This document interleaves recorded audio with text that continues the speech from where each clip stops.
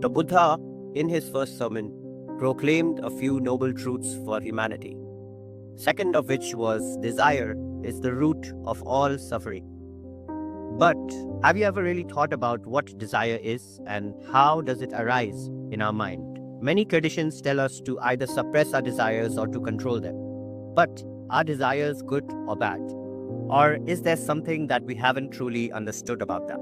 So desire is not really a flaw. It is a natural mental process. It begins quietly. First, there is contact through your senses. You see, hear, or feel something. Then your mind touches it, either physically or mentally. Maybe you see a beautiful house, feel drawn to its charm, or you notice a flower that's very beautiful, or just a gentle breeze, or even a warm smile from a stranger.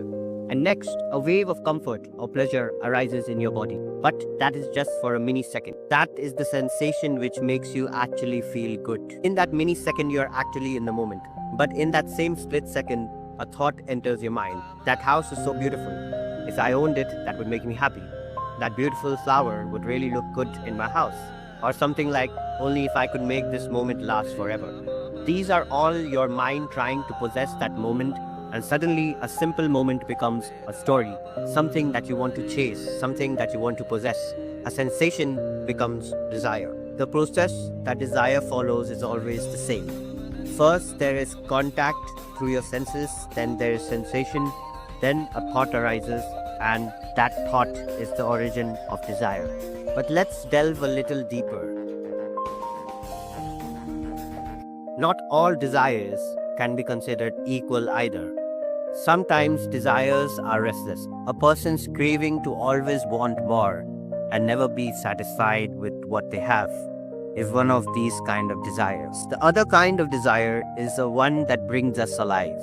It moves us, it opens us, and makes us come to the present moment. Just think about what happens when a favorite song comes on. You feel a rush in your body. That is the sensation.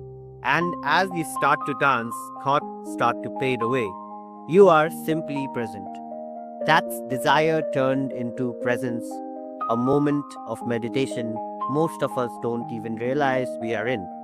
So desire isn't always good or bad. It's something that is to be understood by us, and it needs to be transcended. So the next time some kind of longing appears, pause for a moment. Notice the journey. Notice the sensation, then thought, then impulse. Just observe and do not judge. Just see how a desire arises in your own mind. Here's what happens when you can catch desire arising at its source, whether it's a restless craving or a joyful urge. You no longer are a slave to it. So the real benefit is that when we observe desire mindfully, we overcome suffering and discover a very natural tendency that is always there, an everlasting freedom. So what desire is arising in you right now?